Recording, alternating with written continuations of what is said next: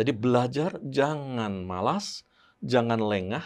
Sebagai pencakar Anda harus siap setiap saat pada waktu ada peluang pekerjaan muncul. Bagi yang siap saja yang akan dipilih. Dan itu adalah competition. Competency is healthy.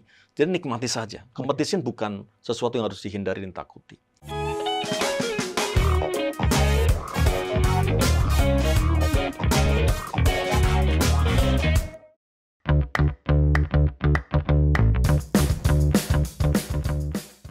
Learning Partners.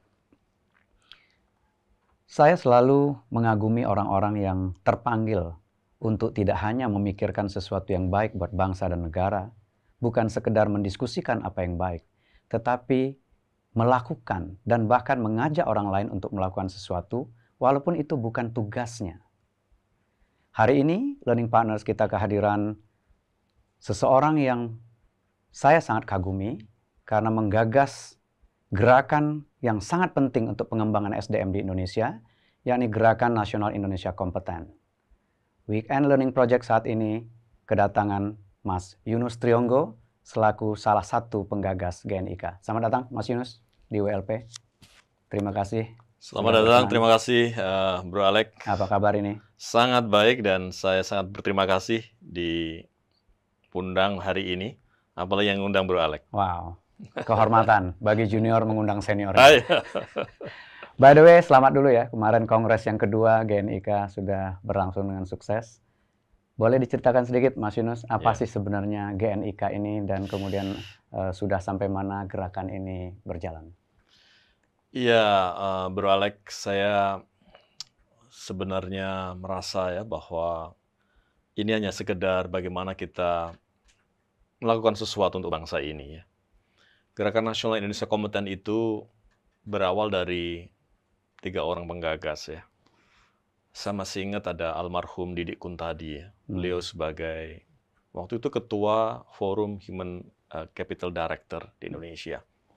Ada sekelompok orang para HR Director dari multinational company yang istilahnya menggagas satu bentuk perkumpulan yang diketuai oleh almarhum ini ya. Yang kedua adalah Mbak Retno Dwiyanti. Beliau juga HR practitioner senior dan sebagai staf pengajar MSDM di IPMI Kalibata. Kami bertiga bertemu di salah satu ruangan kecil di situ. Kita tergelitik dengan apa yang dikatakan Pak Jokowi waktu itu. Tahun 2019 adalah tahun SDM. Maka kami bertiga berdiskusi. Lalu kita ini akan mengambil peran apa? Gitu kan? Sebagai katakanlah orang-orang bilang kita tuh senior practitioner HR di Indonesia. Kita hanya menikmati ketenaran pangkat kita di perusahaan ya. Tapi what should we do gitu loh. Nah, disitulah kemudian gagasan demi gagasan kita tuliskan dalam flip chart, kita ajak komunitas yang lebih besar dan singkat kata sampailah GNIK sampai di titik yang sekarang ini. Baik, ini menarik. Mulainya 3 orang berkumpul sebagai orang-orang yang dianggap sebagai senior practitioners di HR ya. Saya balik ke belakang sedikit, Mas. Sebenarnya interestnya Mas Yunus terhadap pengembangan SDM ini sejak kapan dimulainya? Kalau di bidang SDM ini, to be honest, ya kita sama-sama dari IPB ya. Tapi kemudian menikmati dan sangat enjoy dengan HR ini. Dan sejak saya lulus, memang saya pernah bekerja di sales waktu itu, 1 tahun, sales trainee. Tapi kemudian setelah itu menjadi MT HR di Unilever Indonesia. Dan sejak saat itulah saya menikmati sekali bagaimana kita mendevelop orang, melihat orang bertumbuh, melihat orang growing, melihat orang menyatakan kesuksesannya itu sangat touchy buat saya. Dan itulah sampai sekarang saya geluti bidang ini. Dan sampai sekarang saya sudah berpindah beberapa kali ya, Bro Alek, di beberapa multinational maupun national company. Dan pada titik itulah tanggal 10 Februari tahun 2018 itu, saya rasa kita harus melakukan do something for nation itu. Jadi sebetulnya sejak ya sempat sebentar di sales, tetapi setelah itu walaupun berpindah dari satu company ke company lain, fokusnya memang di HR. Di HR, yes. Mas Yunus, kalau memang kita bisa memahami apa yang disampaikan oleh Bapak Presiden ya, bahwa fokus dari bangsa ini sudah selayaknya salah satunya adalah pengembangan SDM. Tantangan terbesarnya sebetulnya apa sih, Mas? SDM itu merupakan tantangan di setiap negara. Ya. Kita selalu mendengung-dengungkan, wah negara ini kenapa sedemikian maju, negara ini sedemikian cepat melesat. Mereka tidak tahu bahwa di balik itu, back end-nya itu SDM-nya disiapkan sejak lama. Korea Selatan contohnya, atau negara Turki, atau negara yang lain ya. Padahal dulu sama-sama startnya dengan kita. Sama-sama startnya. Tapi kenapa dia bisa melesat jauh? Karena SDM. SDM adalah problematika dan sekaligus tantangan buat setiap negara. Indonesia, menurut saya adalah negara besar. Ya. Di tahun 2030 kita ditaramalkan akan 70% penduduk kita akan dipenuhi dengan usia 15-64 tahun. Lalu kalau sejak sekarang kita berleha-leha, apa yang kita akan tuai tahun 2030? Jangankan bonus, bisa jadi bencana. Demografi. Oleh karena itu kita nih ya, sebagai HR practitioner di setiap perusahaan di seluruh Indonesia ini, tunaikan tugas Anda secepat-cepatnya ya kan? Sukses menjadi HR Director, GM HR, Head HR. Selesaikan tugas Anda. Karena itu memang Anda dibayar untuk itu. Tapi setelah itu coba pikirkan, para adik-adik kita, anak-anak kita, di seputaran tempat kita bahkan, atau di seluruh Indonesia. Mereka pencari kerja, ya, job seeker, yang haus dan hungry untuk pelatihan-pelatihan. Ini kan kesempatan mereka juga berlatih di tempat kerja Anda. Sesuatu yang sangat, menurut saya sangat realistis. Tidak harus banyak-banyak, 10 orang, 5 orang, dan sebagainya. Jadi tetapi Indonesia, gerakannya masif. Dan Indonesia ini, kalau kita hanya mengandalkan cara-cara biasa nih Bro Alek, ya kita tunggulah lulusan dari politeknik ini, lulusan dari perguruan tinggi ini, lulusan dari SMK ini, untuk mengisi kebutuhan tenaga kerja Indonesia. Nggak akan nyampe. Kita punya 9,77 pengangguran terbuka di Indonesia, juta ya, di Indonesia sekarang ini. Kita membutuhkan sekitar 3,2 juta angkatan kerja setiap tahun. Ya. Apalagi setelah rocket recovery, setelah pandemik ini. Menurut saya kita akan dibutuhkan banyak sekali. Dan unfortunately, Bro Alek, yang dibutuhkan itu bergerak terus ini kompetensinya. Betul. Sementara jangan-jangan nih pendidikan formal maupun yang vokasi ini nggak bisa ngejar-ngejar lagi. Makanya kita di industri yang sudah mengikuti perkembangan lebih baik daripada mereka ini, ayo dong diakselerasi ini para pencakar itu. Latih, berikan sertifikasi kompetensi, kemudian dia lebih pede lagi untuk mencari pekerjaan. Nah, itulah problematika bangsa ini, bangsa Indonesia di bidang SDM, menurut saya. Baik, makasih. Learning Partners, apa yang coba disampaikan oleh Mas Yunus adalah bahwa bangsa ini punya potensi untuk besar ya. Bahkan banyak sekali analis memperkirakan 2050 kekuatan ekonomi kita akan menjadi kekuatan ekonomi terbesar keempat di dunia. Ya, ini adalah anugerah dari Yang Maha Kuasa. Kita diberikan banyak sekali natural resources ya, mulai dari emas, tembaga, minyak bumi, batu bara, dan seterusnya, mineral. Tetapi ini semua hanya akan terwujud kalau kita membangun SDM kita dengan baik. Dan persoalan kita masih banyak di sana. Tadi dikatakan pengangguran kita masih cukup tinggi. Pada saat perusahaan sebetulnya juga mencari orang mulai sulit ya. Jadi ini agak dilema ya, Mas Yunus ya. Benar. Kita masih punya pengangguran, tetapi perusahaan mulai sulit mencari orang. Benar. Nah, inilah PR kita, bagaimana kita melakukan bridging agar ini bisa fit antara supply dan demand-nya. Saya kira ini gerakan yang mulia ya. 3 orang berkumpul. Ya, ini ujungnya kita udah lihat kemarin, Kongres kedua ya. Dari 3 ini, menggelindingnya seperti apa sih kemarin itu? Seberapa berat tantangannya dan apa yang dilakukan, Mas? Nah, itulah Bro Alek. Saya selalu percaya bahwa kalau kita melakukan suatu aktivitas itu pakai garis linier, Y sama dengan A plus BX. Kita belajar ya waktu kuliah ya. Udah mulai lupa sih saya itu. Kita selalu berpikir A-nya itu koefisien ya. Titik tertentu di sumbu X ya, sumbu Y. Kemudian B-nya itu adalah gradien, Y per X ya. Kita selalu berupaya, kalau gitu kita gedekan gradiennya. B-nya itu digedein, supaya ungkitnya lebih tinggi. Saya nggak terlalu percaya itu. Saya percaya grafik hipergeometris. Di mana ada lengkungan, dan biasanya grafik hipergeometris itu pasti ada kuadratnya. Kita ingat, waktu zaman SMP, SMA kita belajar fisika, F sama dengan M kali A. Gaya itu massa kali percepatan. Bukan kecepatan loh. Percepatan. Percepatan ya. Itu yang create momentum. Nah, percepatan itulah yang ada kuadrat. GNIK sama. Dari awal saya percaya bahwa kalau kita bisa menyentuh sense of belonging orang, apalagi orang yang istilahnya punya passion di bidang SDM, Ya. mereka tuh punya potensi yang sangat besar. Tinggal kita itu memantiknya dari sudut mana. Kalau kita punya mesin ini, untuk dapat speed yang paling kencing itu tombol mana yang kita mesti pencet. Oke. Kita mencari tombol itu. Nah, 3 orang yang berkumpul tanggal 10 Februari tahun 2018 itu.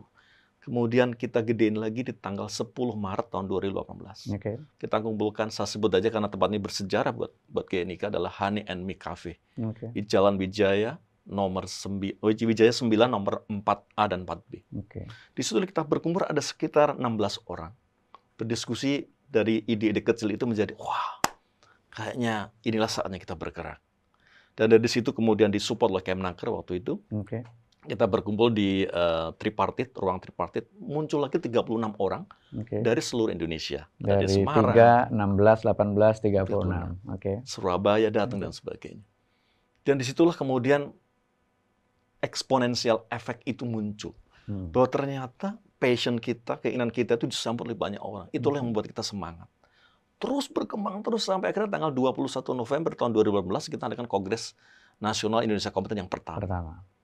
Dan itu kita dengan modal dengkul. Kita nggak punya apa-apa. Tapi alhamdulillah di Kemnaker, saya sebut aja namanya Pak Bambang Satrio Lelono sebagai Dirjen Bina Atas waktu itu mensupport kita sepenuhnya. Oke.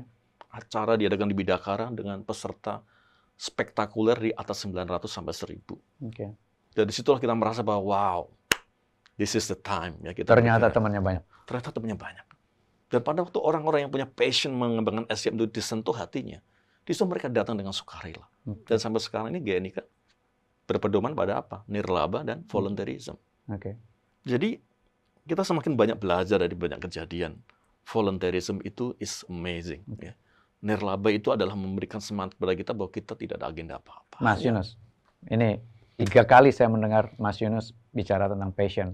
Learning Partners, banyak orang HR ya, memiliki profesi ya di bidang HR, tetapi belum tentu punya passion seperti yang disampaikan oleh Mas Yunus. Karena bisa jadi orang menjadi HR manager atau menjadi HR director bukan karena passion, tetapi karena ada kesempatan, bahkan seringkali juga karena ada kecelakaan, ya. itu sangat mungkin terjadi. Tetapi kalau ketemu antara profesi dengan passion, dan dia bisa create energi yang begitu besar, bisa menggerakkan begitu banyak orang, tidak hanya di dalam organisasinya, tetapi justru keluar, ya, voluntarily keluar untuk membangun gerakan yang lebih besar. Saya kira ini ada poin-poin penting yang disampaikan oleh Mas Yunus. Lanjut, Mas. Setelah kongres pertama, apa milestone kongres pertama itu?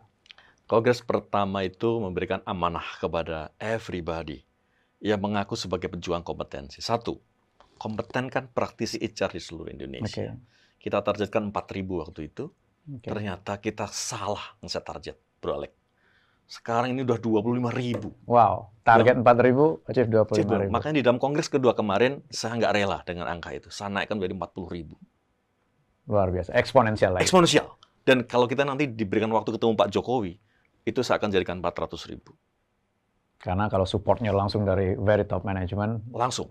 Percepatannya bisa lebih cepat lagi. Jadi kuadratnya, tambahkan kuadrat lagi. Supaya lebih cepat lagi lengkungnya, gitu kan, meloncat jauh. Makanya kita bikin buku kemarin, Bro Alek. Bersiap melompat jauh. Bukan meloncat loh ya, melompat. Melompat tuh begini. Kalau meloncat begini. Melompat jauh. Kalau melompat dia bisa turun ke tempat yang sama. Meloncat. Meloncat. Ya. Kalau melompat lompat. Sebab kalau kita istilah bahasa Jawanya itu digeladui satu-satu gitu, nggak akan nyampe. Negara lain udah sampai mana gitu kan. Tapi kalau melompat, kita bahkan meninggalkan framework yang lama. Kita harus berani masuk ke framework yang baru. Yang menarik adalah tadi ya, Gerakan Nasional Indonesia Kompeten. Yang pertama kali disasar adalah orang HR-nya dulu. Orang HR-nya dulu. Kenapa? Karena kita agak ragu, Bro Alek. Kalau kita berkoar-koar, ayo Indonesia SDM kompeten, bla bla bla bla. Siapa yang mau mengkompetenkan? Kalau pengelolanya tidak kompeten, dari mana kita dapat hasil? Di mana amanah ini bisa kita pertaruhkan kalau bukan ke para HR practitioner yang kompeten. Makanya kompetenkan dulu para HR practitioner. Karena mereka lah yang akan membuat kebijakan, mengalokasikan anggaran, mendorong orang lain belajar. So, mulai dari diri mereka dulu.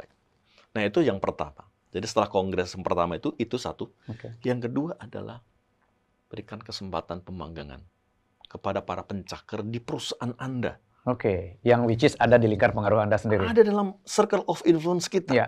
Iya. Terima mereka 5, 10, 1 pun oke. Iya. Tapi kalau seluruh Indonesia berapa? Oke. Perusahaan kita banyak sekali di Indonesia. Sudah berapa yang magang yang tercatat deh? Nah, magang itu kita targetkan waktu itu 400.000. Oke. Dan menurut informasi yang saya terakhir terima dari Kemenaker itu 210.000 sudah tercapai. Udah 50%. Tapi itu memang masih dalam perjalanan. Karena itu akhir tahun 2022 sebetulnya. Oke. Ya.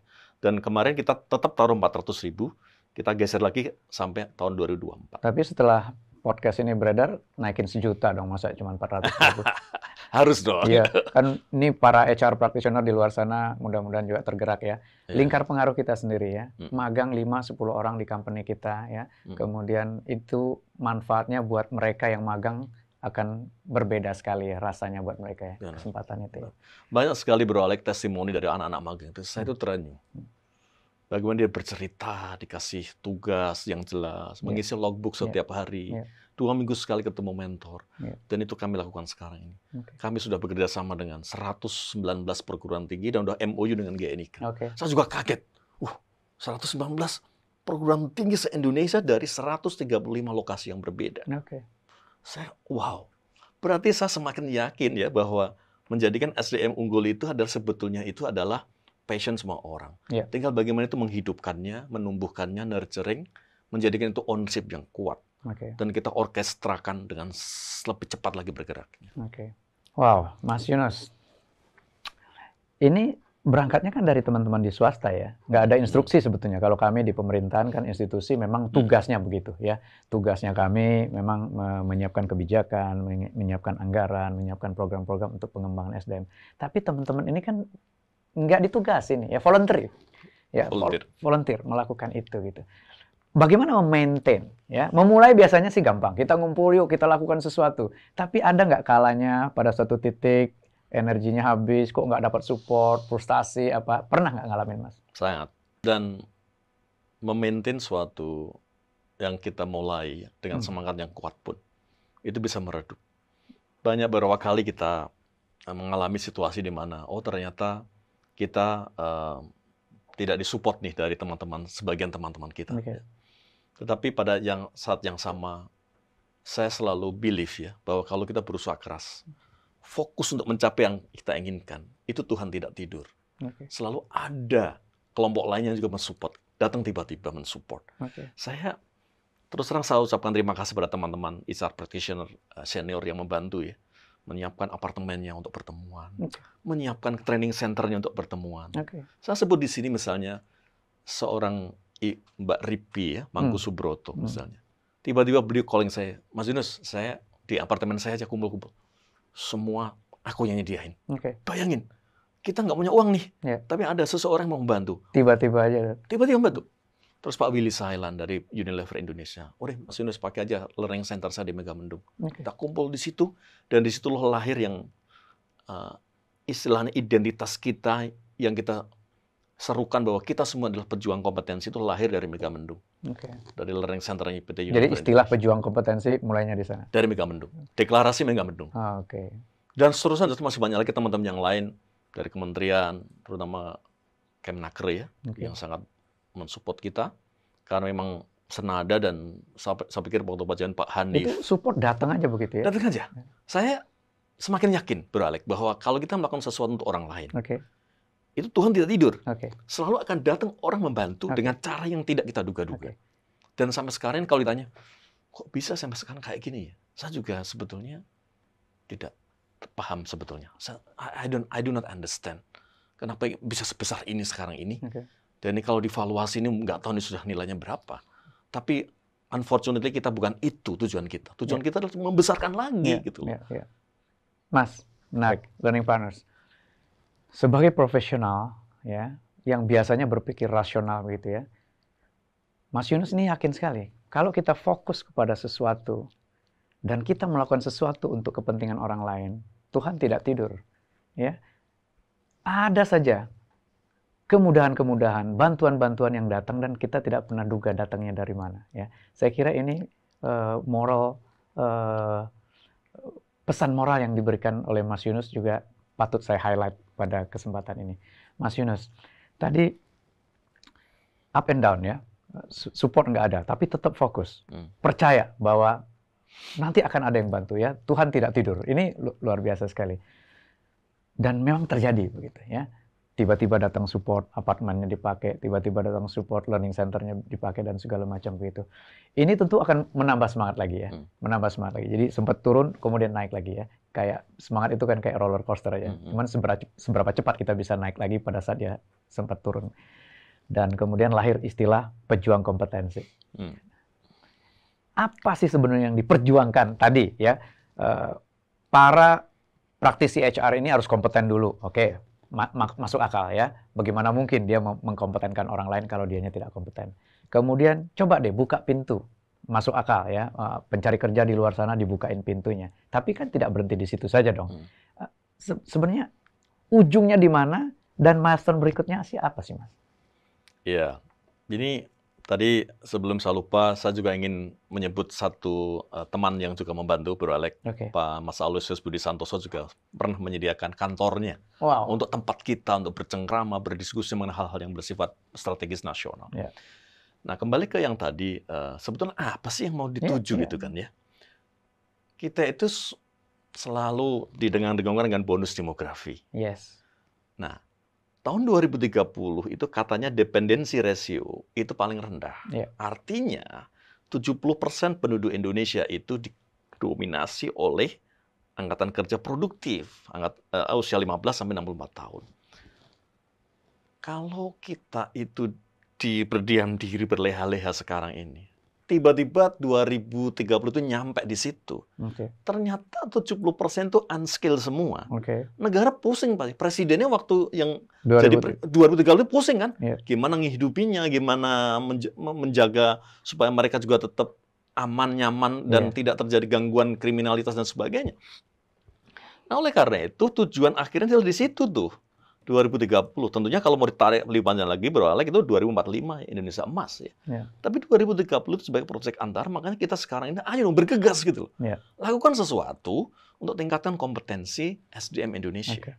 Otherwise nanti kita menjadi low level worker, kemudian tenaga-tenaga kerja asing yang akan menduduki tempat-tempat itu. Dan tidak banyak negara yang mendapatkan berkah dari Tuhan yang dari Allah Subhanahu wa taala seperti Indonesia. Jepang aging worker, Jerman aging worker, Eropa growth-nya sudah 1% aja udah wow kan, Amerika juga aging worker, Singapura apalagi gitu. Indonesia ini akan diberikan anugerah gitu.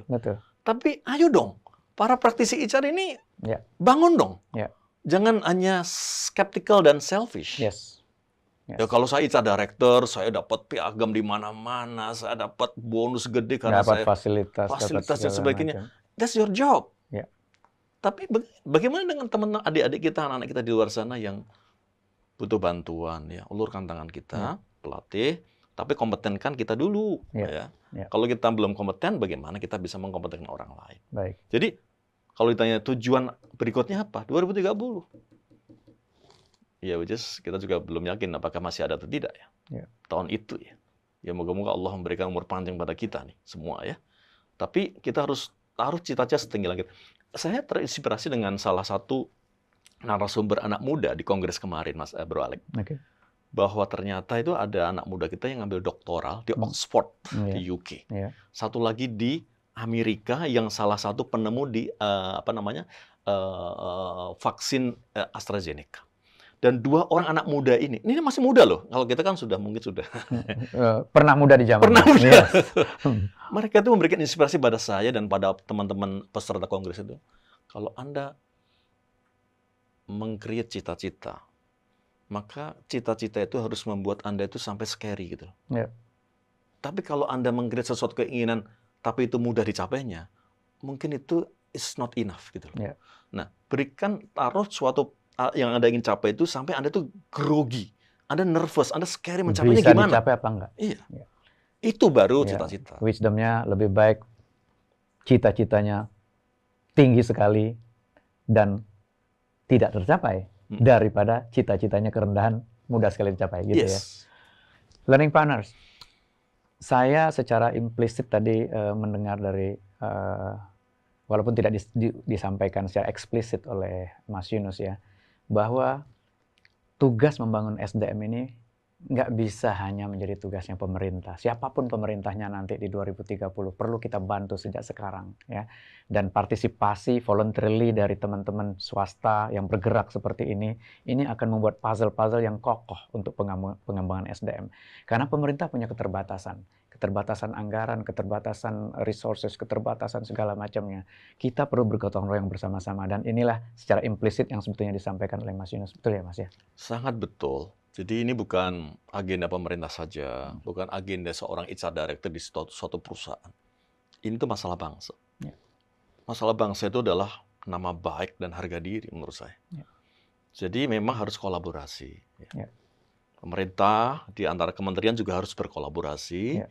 pakai nada yang sama, pakai ultimate goal yang sama. Kami di swasta juga kita harus orkestrai ya, sehingga mereka bisa menaruh attention yang lebih ya untuk meningkatkan SDM, tidak hanya dalam lingkup perusahaan tapi di luar perusahaan juga. Okay. And then kita padukan sama-sama, dan saya masih percaya bukan garis linear yang saya cari, hipergeometris, eksponensial, akseleratif dan memberikan dampak eksponensial. Yeah. Pasti ketemu. Okay. Target para praktisi SDM 400.000 yang berharap kalau nanti ketemu Bapak Presiden. Sekarang 40.000 ya, tinggal nambah 01 ya. 01. Ya.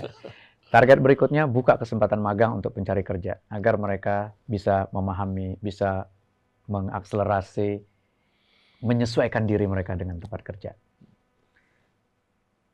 Lalu what next?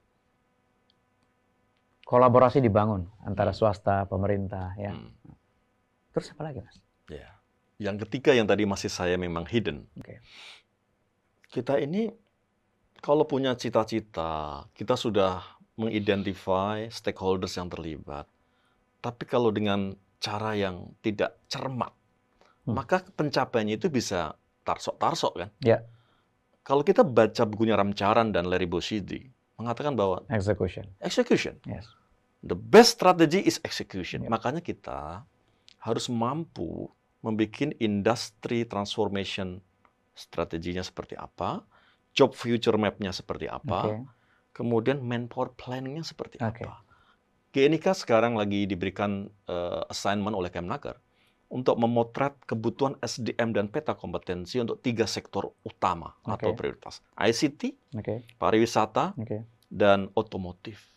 Itu kita lagi potret. Nah, nanti dari situlah kita akan bergerak sebagai role model dan sebagai pilot project sebelum kita masuk ke sektor-sektor yang lain. Itu yang ketiga yang kita harus lakukan. Dan berarti secepat mungkin. Sebaiknya align dengan RPJMN kita ya. Harus. Sektor priority memang ICT, pariwisata, dan otomotif. Ya. Nah, itu yang ketiga, Bro Alek, yang saya ingin katakan bahwa kita mesti susun nih. Dari mulai ultimate goal-nya, dream kita apa, sampai ya katakanlah kita akan belajar di swasta ya, bahwa kita harus turunkan ya kan, menjadi strategic initiative, sampai ke KPI, sampai ke program, sampai ke bla bla bla bla, sampai itu who's doing what-nya itu harus clear. Gitu. Ya, kalau di korporasi kan gampang, ada jalur komandonya ya, turunkan dari direktur ke group head dan seterusnya. Tapi ini kan gerakan voluntarily. Bagaimana membangun capability organisasinya? Nah, itulah saya selalu tuh sebetulnya merenung setiap malam itu memikirkan ini GNIK ini kok sekian banyak yang kemudian terpanggil ya untuk bisa berkontribusi. Ini ada apa? Saya pikir karena di GNIK juga nggak akan dapat apa-apa. Kita nggak punya. Nggak cari duit di sini. Nggak cari duit di sini gitu loh. Kalau mau aktif yang mau juga nggak dapat duit banyak gitu loh. Atau nggak dapat popularitas juga nggak. Kalau kita bicara GNIK sekarang semua orang milik semua. Tidak ada satu orang yang menonjol siapa, nggak ada. Kebetulan saya founder dan saya mengerti sedikit mengenai GNIK, makanya saya bisa menjelaskan ke Bro Alex gitu kan ya. Nah, oleh karena itu ternyata saya sedikit lama-kelamaan itu mendapatkan suatu inspirasi. Gluernya itu adalah when you feel something comfortable, when you feel convenient untuk involve di GNIK, itulah kelihatannya gluernya. Itulah yang mengikat secara moral di antara kita semua. Sebab saya tidak bisa mengharuskan misalnya saya seorang senior anggota steering committee atau advisory committee untuk hadir dalam rapat, kemudian dia bilang saya lagi sibuk nih keluar kota, kemudian saya paksa Anda harus nggak bisa. Nggak bisa. Ini adalah panggilan jiwa dan everybody itu harus merasa bahwa I get something beneficial for me. Ya. Pada waktu saya melihat bahwa ada adik mahasiswa yang memberikan testimoni yang sedemikian mengharu biru dan kemudian memberikan inspirasi. Saya pernah dapat satu, ini meloncat dikit Bro Alex. Ada satu testimoni dari Palembang. Dia lulusan dari Unsri. Dan ini real. Dia itu satu-satunya anak yang bisa sekolah dari kampungnya itu. Dibiayai oleh beberapa orang di sini untuk bisa kuliah di Unsri dan dapat beasiswa. Nah, kebetulan ini didapatkan dari area director kami dari Palembang, yaitu Prof. Nuni Gofar. Kemudian kasih testimoni. Saya tunggu testimoni apa sih? Saya terima kasih Bapak Ibu sudah memberikan saya beasiswa gini. Oleh karena itu saya bertekad saya mau kembali ke desa saya. Saya bilang, ngapain kembali ke desa? Kenapa nggak ke Jakarta? Ya, cari posisi yang tinggi, cari gaji yang tinggi. Nanti ibu bapak nih dibangunkan rumah atau uangnya dikasihkan ke desa. Ternyata beda. Dia pengen kembali ke desa. Dan saya di sana ingin mengajak kepada adik-adik saya untuk bisa berkuliah di Unsri. Saya, oh my God, speechless. Wow. Itu satu yang saya dapatkan. Belum dari mahasiswa yang lain di seluruh Indonesia yang ikut dalam program GNIK ini. Wah, kalau ini semua mahasiswa itu punya passion seperti ini, Indonesia itu akan cepat majunya. Dan itulah yang saya sebut dengan suatu gerakan, di mana waktu kita konsultasi ke Prof. Pratikno itu dikatakan, Pak Yunus, Anda harus mencari titik di mana kalau Anda ignite itu, ini menjadi ledakan besar. Nah, dan saya terus mencari ini Bro Alex, di mana ignite-nya. Saya memantiknya di sebelah mana. Sampai saya mencari terus, sampai suatu ketika sampai ketemu, insya Allah moga-moga Indonesia sudah menjadi negara besar. Mas, tadi sempat bicara area director kami. Saya tadi mau nanya nih, organisasi itu dibangun seperti apa? Kok ada area director segala macam? Gimana sih prosesnya? Jadi strukturnya GNIK itu sekarang udah seperti apa sih, Mas? That's a good question dan juga saya juga speechless untuk menjawabnya. Jadi begini. Di tingkat pusat itu kita memang ya layaknya organisasi yang lain. Kita ada advisory committee yang sekarang diketuai oleh Pak Dr. Ahmad Sofyan Ruki MBA. Mungkin Bro Alex juga kenal beliau. Kenal, senior kita. Tokoh senior, sudah hampir 90 tahun umurnya dan masih semangat memberikan semangat pada kita untuk membangun SDM Indonesia. Kemudian ada steering committee, di situ saya diberikan amanah untuk memimpin. Ada organizing committee, itu ada Pak Mahmud Samuri yang kemarin mewawancarai Bro Alex kan ya di Kongres. Kemudian, on top of 3 badan atau organ ini, ada yang namanya area director. Karena kami menyadari bahwa kalau kita ingin mencakup seluruh Indonesia, berarti kita harus punya representatif di setiap area. Betul. Di Kongres yang pertama, kita sudah lahirkan 21 area director. Kongres yang kedua menjelang ini, 31. After Kongres nanti 44. Area director. Untuk ini udah kayak big corporation, Mas. That's why I'm speechless. Dan ingin saya katakan Bro Alex bahwa area director itu tidak digaji juga. Jadi singkat cerita begini, area director itu adalah volunteer juga. Di mana pada suatu ketika saya dengar dari Pekalongan dan dari Cirebon, Pak Yunus, saya nama ini. Yang kenapa? Saya bersedia jadi area director Pekalongan. Saya bersedia jadi Cirebon. Oke, besok saya angkat nih SK-nya besok saya kirim. Karena chemistry itu muncul pada waktu orang itu voluntarily menyatakan mau. Belum tentu kalau saya ditunjuk-tunjuk belum tentu mau. Kalaupun mau karena request sama saya, setelah itu mungkin mikir, ngapain ngasih kerjaan gua. Tapi kalau mereka yang volunteer, ceritanya beda. Itu langsung saya berikan SK. Dan alhamdulillah sejak kongres yang pertama sampai sekarang, area directornya itu aja orang. Dan mereka dengan tulus ikhlas menceritakan di daerah kami bangun ekosistem. Kami libatkan Kadisnaker, Bupati, Wali Kota, Kadin, Apindo untuk membangun ini. Kita ada pelatihan ini. Mereka bercerita. Dan mereka memberikan testimoni yang saya bisa bilang bukan dibuat-buat. Original testimonial story. Ya itu membuat kita semakin semangat. Dan kalau Bro Alex melakukan tes misalnya kontak sama Diki Ahdiat yang di Merauke. Gimana GNIK di sana? Saya jamin 100% dia akan cerita banyak hal yang dia lakukan di sana. Mengenai pemagangan dan sebagainya. Mas, ini menarik. Learning Partners. Di korporasi, kadang-kadang kita mau melakukan transformasi, menggerakkan karyawan yang jumlahnya ribuan, itu nggak mudah ya. Padahal jelas-jelas dalam satu kesatuan komando, mereka menerima gaji dari kita ya sebagai pengelola perusahaan dan lain-lain. Itu tidak mudah menggerakkan perubahan perilaku, perubahan budaya yang kita harapkan gitu. Tetapi ini organisasi yang nirlaba, tidak ada sebetulnya transactional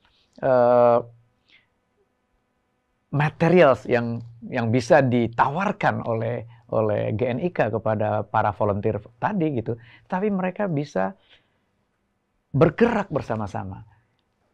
Bagaimana sih menyentuh hati, menyentuh passion untuk melakukan sesuatu yang besar buat bangsa? Ini tetap menjadi pertanyaan buat saya, Mas Yunus ya.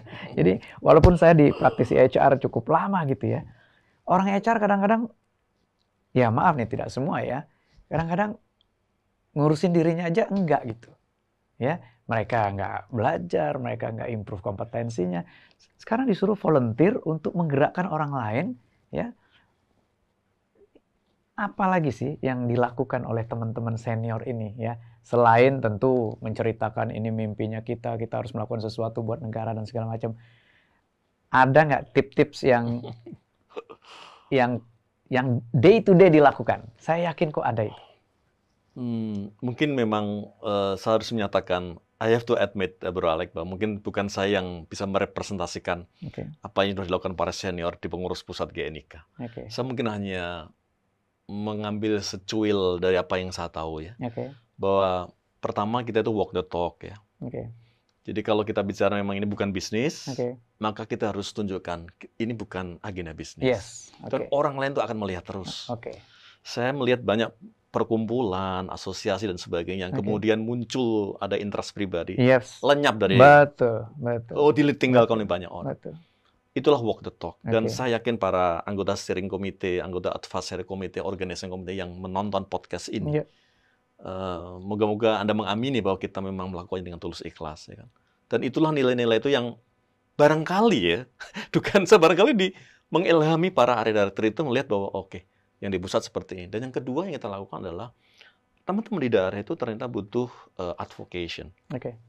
Mereka mendirikan LSP, mereka mendirikan lembaga pelatihan, mereka melakukan training mentor pemagangan, yang kadang-kadang akses ke pusatnya itu tersendat. Disitulah saya hadir, teman-teman yang senior hadir. Kalau menangani BNSP, saya menemui langsung Pak Kunjung Masehat, Pak, mohon dibantu yang ini. Jadi networknya kita mainkan. Kalau ke Kemenaker, saya bisa lapor ke Pak Dirjen atau bahkan ke Bu Menteri. Bu ini gini, atau mungkin ke Direktur Pemagangan, gini, tolong dibantu. Dan itu semua gayung bersambut, cepat sekali gitu ya. Dan dua itulah barangkali yang baru saya ketahui, baru saya identify. Barangkali mereka persif, wah ini para sesepuh kita, senior kita melakukan ini nih. Kenapa kita tidak? Saya mau kasih testimoni terkait dengan yang walk the talk-nya. Ya, bukan hanya dalam konteks ini bukan organisasi berorientasi laba sehingga kita bukan dalam konteks itu, tapi dalam konteks bagaimana teman-teman senior tadi masih mau ikut sertifikasi kompetensi. Ya, padahal ini kan senior high prominent people di HR ya. Jadi waktu saya juga mendapat undangan dari Mas Yunus waktu itu, kalau nggak salah di diklatnya Jam Sostek, kalau nggak salah BPJSTK. BPJS Institute di Bogor, ya, kalau nggak salah ya. Saya tadinya juga berpikir, gila, masa di posisi ini gue suruh sertifikasi? Tapi begitu melihat para senior ikut, wow, ya, turun ikut program sertifikasinya, ya, nunjukin bahwa ayo bersama-sama kita lakukan ini demi bangsa. Itu buat saya luar biasa gitu. Ya. Dan itu Bro Alex, kalau boleh saya katakan, kita itu juga mengadvokasi bagaimana regulasi itu juga bisa membackup kita, memberikan, meng-create ekosistem yang lebih mencerahkan kita dan menyemangati kita untuk kompeten. Jadi kita sudah ada waktu itu surat edaran Menteri Ketenagakerjaan nomor 5 tahun 2019 kalau nggak salah. Kita semua praktisi HR di seluruh Indonesia, mungkin barangkali yang sempat menonton podcast ini, kita semua diberikan kesempatan 2 tahun untuk mempersiapkan. Dan disitulah Bro Alex hadir ya. Sebelumnya kita adakan di Maybank Learning Center, itu juga ramai banget. Hampir 100 lebih ya. Senior-senior loh. Sungguh susah semua gitu. Hadir. Dan mereka memberikan apresiasi untuk sertifikasi. Padahal sertifikasi manajer HRD. Kemudian di BPJS Institute saya undang lagi 200 berapa yang datang gitu. Wow. Ini seperti tadi yang saya katakan Bro Alex. Jadi saya melihat ini banyak diamond yang mungkin masih ada di dalam dasar laut yang kita mesti munculkan ke permukaan dan bisa shiny, memberikan inspirasi pada semua praktisi-praktisi HR junior maupun yang lagi groom sekarang untuk punya semangat yang sama, tidak hanya memikirkan perusahaan dan dirinya sendiri, memikirkan SDM Indonesia secara nasional. Dan kembali ke tadi yang sertifikasi tadi sekarang lagi digodok dan moga-moga sudah ditandatangani SK Menteri Ketenagakerjaan bersertifikasi wajib bagi praktisi HR. Tanggal 13 September yang lalu, kita sudah melakukan diseminasi dan sosialisasi di Jogja, dan saya kaget. Ternyata diikuti oleh lebih dari 1.000 orang yang ingin menonton itu, dan sampai Zoom capacity kita udah exceeded. Sampai ada pejabat dari staf khusus Kemnaker mau ngasih sambutan, orang Islam melebu. Nggak bisa. Nggak bisa masuk. Akhirnya ada beberapa yang di kick out itu. Masya Allah, saya minta maaf itu kepada teman-teman yang di kick off itu, dan lebih dari 1.000. Dan disitulah kita nyatakan bahwa, ayo, ini adalah era di mana semua SDM Indonesia harus kompeten, praktisi HR harus kompeten. Wajib bersertifikasi hanya sekedar sarana aja, bro. Sarana saja. Itu panggilan jiwa kita kok. Kalau kita memang merasa sudah ahli, ya nggak apa-apa. Jangan takut untuk diuji kompetensi dong. Kan jelas itu di dalam SKKN MSDM ada 61 unit kompetensi. Kalau Anda mau dinyatakan kompeten di posisi manajer, 15 unit kompetensi harus Anda kuasai. Anda harus punya portfolio yang bisa ditunjukkan pada asesor. Nah, jadi seperti yang tadi yang testimonial yang Bro Alek katakan, ya itulah sebetulnya teman-teman kita itu punya semangat. Tinggal bagaimana kita membangkitkan, menyatukannya dengan ultimate goal yang sama. Luar biasa. Mas Yunus, kalau disamerikan 3 hal, Mas, yang mau disampaikan ke teman-teman di luar sana ya, apakah itu kepada para HR practitioners, apakah itu kepada angkatan kerja secara umum ya, apa yang Mas Yunus ingin sampaikan sehingga kita bisa mencapai generasi Indonesia Emas 2045 seperti yang dicita-citakan dan prioritasnya sudah ditetapkan oleh Bapak Presiden. 3 hal yang ingin Mas Yunus sampaikan kepada teman-teman di luar sana, disamerikan sekali lagi, Mas. Yang pertama, kepada sahabat-sahabatku yang HR practitioner seluruh Indonesia. Apakah Anda sebagai supervisor, HRD, manager, GM, director, chief of bla bla bla bla itu, atau chief of happiness, sekarang kan title-nya baru tuh, chief of happiness officer, chief of entertainment officer, chief of entertainment, banyak sekali. Kompetenkan diri Anda. Tapi jangan berhenti, ya. Anak buah Anda, tim Anda kompetenkan semua. Yakinkan bahwa setiap posisi yang anak buah Anda sandang itu punya model kompetensi yang standar yang harus dipenuhi. Berikan mereka kesempatan untuk belajar memenuhi requirement itu.